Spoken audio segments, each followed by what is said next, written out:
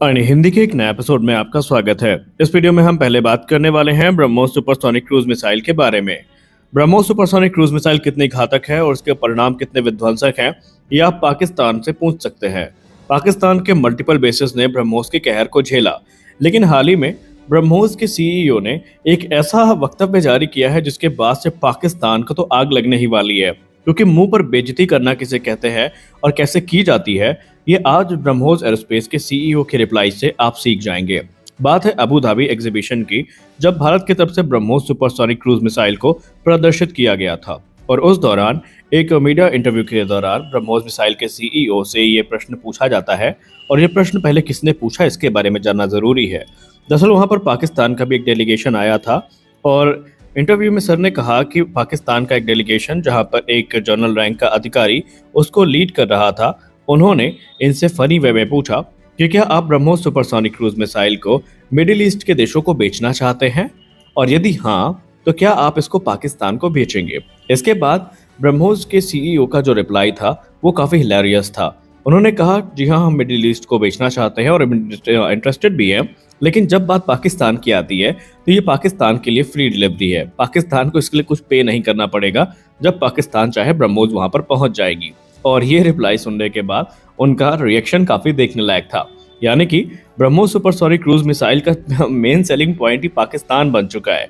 यानी कि जब बात ब्रह्मोस की कैपेबिलिटी की आती है, जब भारत को ब्रह्मोस की कैपेबिलिटी का सबूत देना होता है, तो भारत उन 11 पाकिस्तानी एयरबेसेस की तस्वीर जो है वो पोटेंशियल बायर्स को दिखाता है, और वो इससे काफी ज्यादा इम्प्रेस हो जाते हैं। और कहीं ना कहीं ब्रह्मोस की जो सेल इस समय बढ़ने वाली है, और जो लगातार हम डील्स को लेकर बातचीत कर रहे हैं, उसमें पाकिस्तान जैसे टेस्ट फील्ड का एक बहुत बड़ा योगदान है ब्रह्मोस की सेल को बढ़ाने में।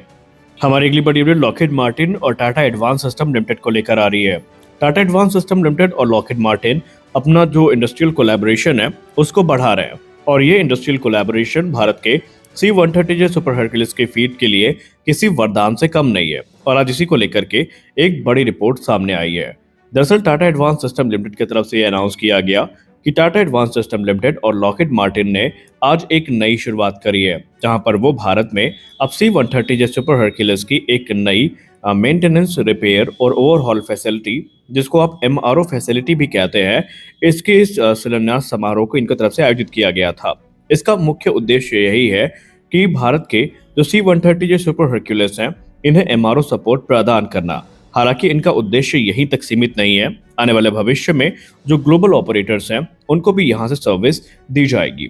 यहाँ पर इसके लिए आज शिलान्यास समारोह आयोजित किया गया था, जहाँ पर इंडियन एयरफोर्स के सीनियर ऑफिशियल के साथ साथ भारत सरकार के सीनियर अधिकारी, और इसके अलावा जो इंडस्ट्री लीडर्स थे और लॉकहीड मार्टिन के सीनियर एग्जीक्यूटिव जो थे वो भी मौजूद थे, और टाटा एडवांस सिस्टम लिमिटेड के जो सीनियर अधिकारी हैं वो भी मौजूद थे। उनके तरफ से जो वक्तव्य जारी किया गया, वहां पर यही कहा गया कि ये शिलान्यास समारोह एक नई पार्टनरशिप की शुरुआत है, जहां पर C-130J सुपर हरक्यूलिस की जो MRO फैसिलिटी है इसको एस्टैब्लिश किया जाएगा।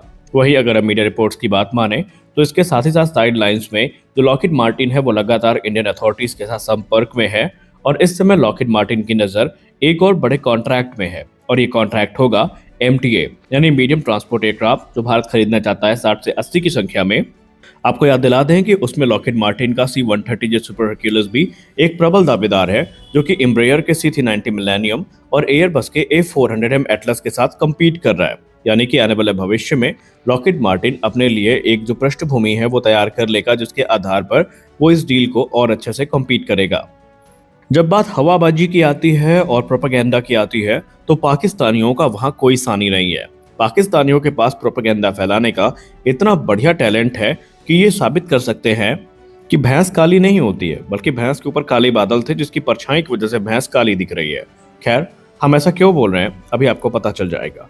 पाकिस्तान यूं तो प्रोपेगेंडा में ये कह देता है कि उनके J-10 फाइटर्स ने राफेल को मार गिराया, उनके J-10 फाइटर ने F-22 और UFA को मार गिराया, लेकिन रियलिटी इसके बिल्कुल उलट होती है। ये वही पाकिस्तानी है जो हाल ही में भारत के लाइट कॉम्बैट एयरक्राफ्ट तेजस को काफी सेलिब्रेट कर रहे थे। इनफैक्ट इनकी मेन स्ट्रीम मीडिया में भी काफी बेशर्मी का नंगा नाच हमें देखने को मिला, लेकिन कहीं ना कहीं इनके कर्म इन्हीं के पास लौटकर वापस आए हैं। अगर हम रिपोर्ट्स की बात माने तो पाकिस्तान के 2 J-10 फाइटर एयरक्राफ्ट जो है आपस में कोलाइड किए हैं मिड एयर में। जी हाँ, कुछ रिपोर्ट पाकिस्तान से निकल के आ रही हैं जहां पर अभी कंफर्मेशन का तो वेट है, लेकिन शायद वो कंफर्मेशन कभी ना आए, क्योंकि पाकिस्तान की हिस्ट्री हम सब जानते हैं। लेकिन रिपोर्ट्स में बताया जा रहा है कि एक रूटीन ट्रेनिंग मिशन के दौरान मिड एयर कोलिजन हुआ है जो दो जेट एंड फाइटर्स के बीच में, और इसमें जो वहां पर एरिया में कह सकते हैं धुएं हैं वो काफ़ी देखे गए थे, और इसमें जो एयरक्राफ्ट हैं वो तबाह हुए हैं। हालांकि जो स्टेटस है इसके कंफर्मेशन का वेट ज़रूर हो रहा है, और अगर ये बात सच है तो ये पाकिस्तान की एविएशन हिस्ट्री में किसी ब्लैक डे से कम नहीं माना जाएगा, क्योंकि ये वही एयरक्राफ्ट है जिसको बढ़ा चढ़ा के पाकिस्तान को बेचा गया था कि ये राफेल हंटर है, ये भारत के एमका को हंट कर लेगा, ये कर लेगा, वो कर लेगा। लेकिन रियलिटी इसके बिल्कुल उलट है। खैर, अगर हम पाकिस्तान की बात करें तो पाकिस्तान का एक पुराना इतिहास रहा है अपने जो इंटरनल एक्सीडेंट्स रहे हैं फाइटर जेट के, उनको दबाने का। लेकिन अब सोशल मीडिया के दौर पर चीज़ें आसानी से दब नहीं सकती, और पाकिस्तान में अगर कुछ भी होता है तो वो चीज़ें सामने आ जाएंगी। यानी कि अभी भी कंफर्मेशन का वेट है, लेकिन जिस प्रकार की रिपोर्ट सामने आ रही हैं उसको देखकर यही लगता है कि रिपोर्ट कहीं ना कहीं सत्य जरूर है, और अगर सच है तो ये पाकिस्तान के लिए आज किसी ब्लैक डे से कम नहीं होने वाला। क्या रशिया के बहुचर्चित एयरक्राफ्ट मिग 41 की वापसी हो रही है? क्या रशिया अब हाइपरसोनिक एयरक्राफ्ट की जो परिकल्पना है इसके साथ उतरने वाला है? ऐसा हम नहीं बोल रहे हैं, बल्कि इस समय रशियन मीडिया और इंटरनेशनल मीडिया में इसको लेकर चर्चाएं तेज हुई हैं।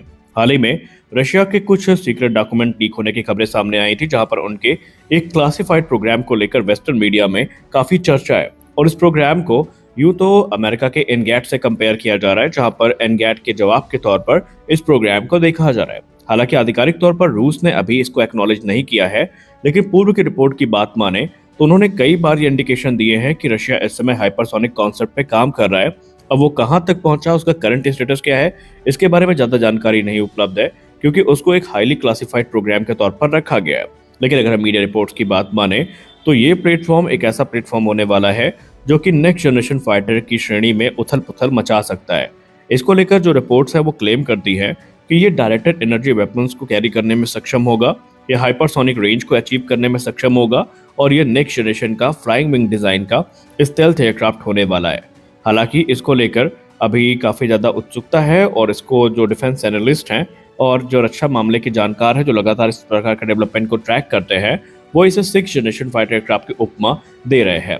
हालांकि इसके करंट स्टेटस क्या है, इसका रोल आउट कब होगा और इसकी पहली उड़ान कब होगी, इसको लेकर स्पष्ट जानकारी तो नहीं है, लेकिन अनुमान के हिसाब से 2030 के दशक में ये प्रोग्राम वास्तविकता को प्राप्त करेगा, और इसको अभी से मिग 41 से जोड़कर देखा जा रहा है। लेकिन सवाल ये भी उठ रहा है कि क्या रशिया ने मटेरियल टेक्नोलॉजी इतनी एडवांस कर ली है कि हाइपरसोनिक स्पीड पे जो टेम्परेचर होगा उसको ये विथस्टैंड कर सके, और क्या ऐसी स्पेशल कोटिंग स्टेल्थ कोटिंग विकसित की जा चुकी है जो कि उस एक्सट्रीम टेम्परेचर को विथस्टैंड कर सके, क्योंकि आमतौर पर हाइपरसोनिक स्पीड पर ट्रैवल करने में एयरक्राफ्ट को बहुत ज़्यादा हीट और बहुत ज़्यादा स्ट्रेस का सामना करना पड़ता है, और उसके लिए नेक्स्ट लेवल की जो मेटलर्जी है या नेक्स्ट लेवल की जो मटेरियल साइंस है उसका नॉलेज होना बहुत ज़रूरी है। और क्या रूस ने इस पर महारत हासिल कर ली है, यह भी अभी प्रश्न चिन्ह बना हुआ है।